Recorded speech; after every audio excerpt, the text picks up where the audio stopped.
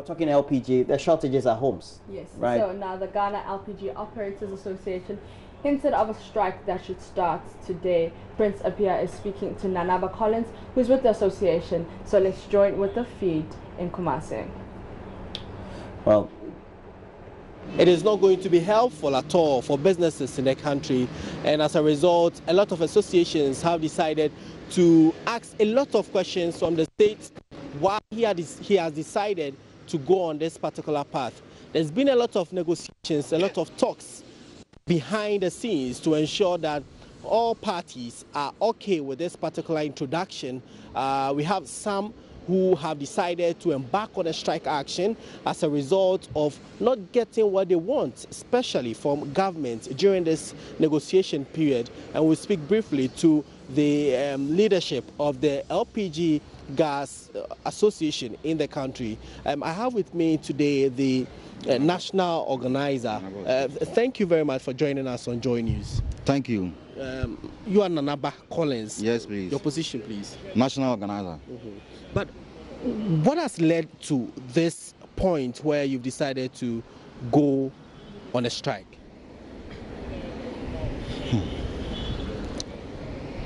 What has led to this strike action has resulted from our concerns we have been raising on the committee, which has not been considered at all.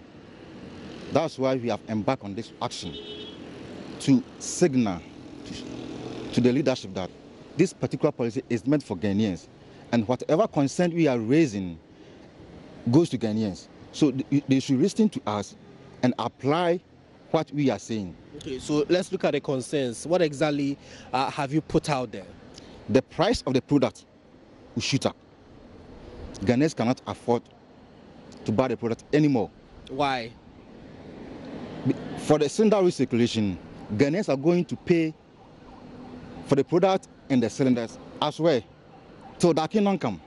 So anytime you are in need of the product and you go to the center, you have to pay the product alongside with the cylinder.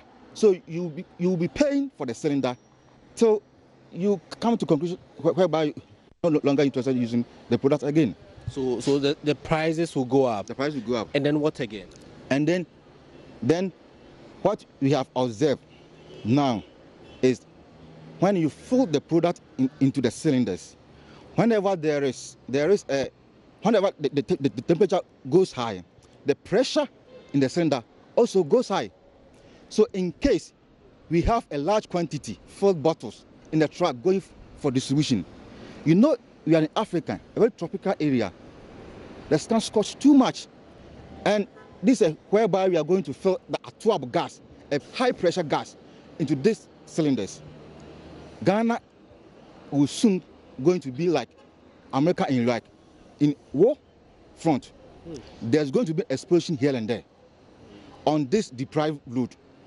So when there is any friction, the cylinders are going to explode. This is a huge allegation. Are you saying that the authorities haven't considered this have not considered this, to be the right option for the country? Because one of the reasons they give is that it's going to address the frequent, explosions of gas filling stations. Now, let me tell you point straight.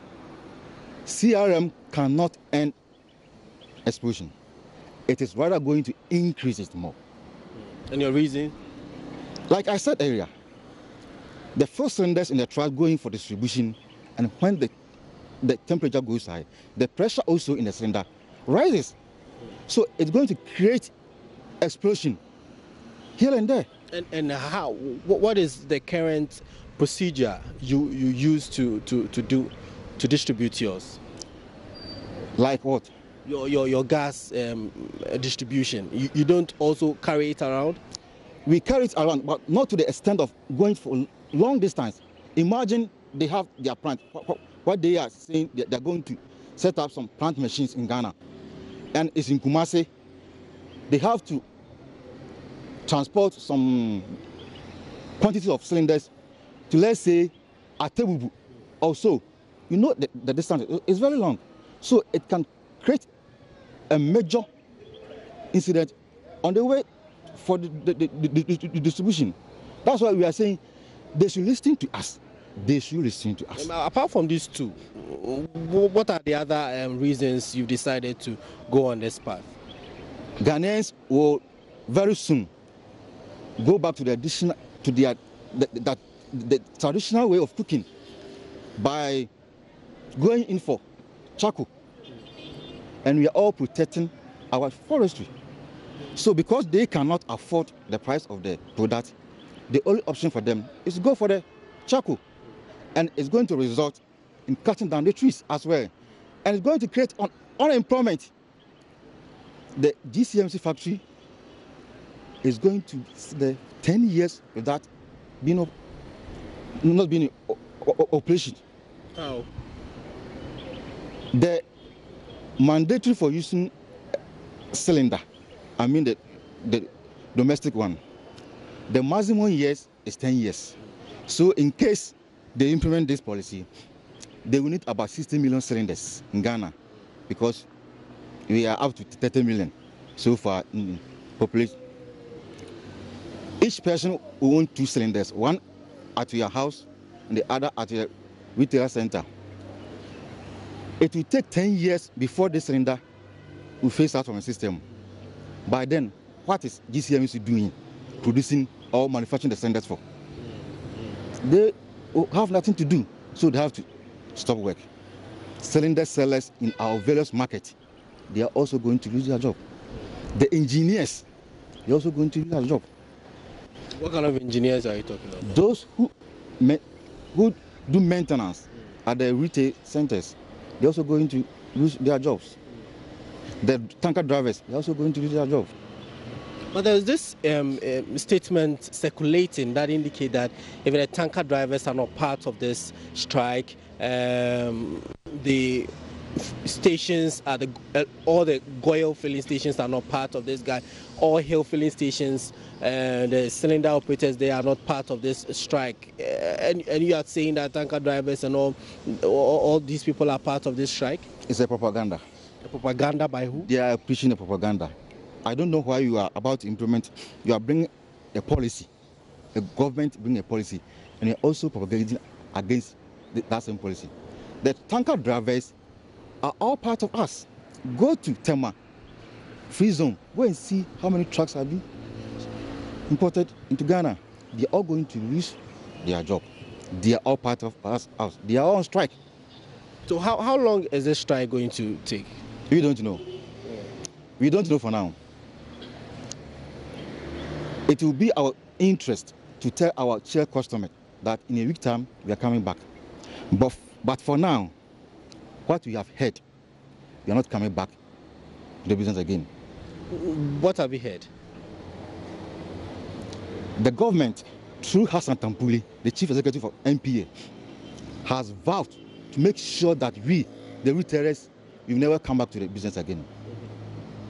We will never come back to the business again. Hassan Tampuri has vowed to make sure we will never come back to the business again. So we are not coming back.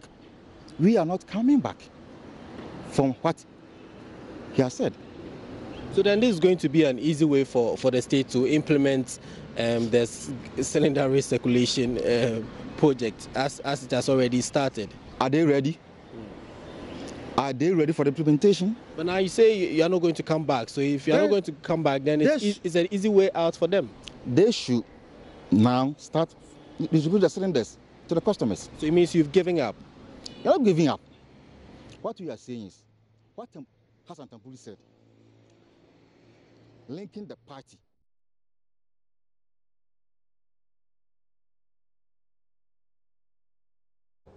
We know that is a big concern for many people domestically, at least if they are not going to have LPG, that is liquefied petroleum gas. The gas that we use in the kitchen is a concern for all of us. So we hope that we'll get to have Prince Appiah speaking as far as we're concerned to the NAB. But we'll see how it goes as far as that is concerned with that conversation with Mr. Collins, Nanaba Collins.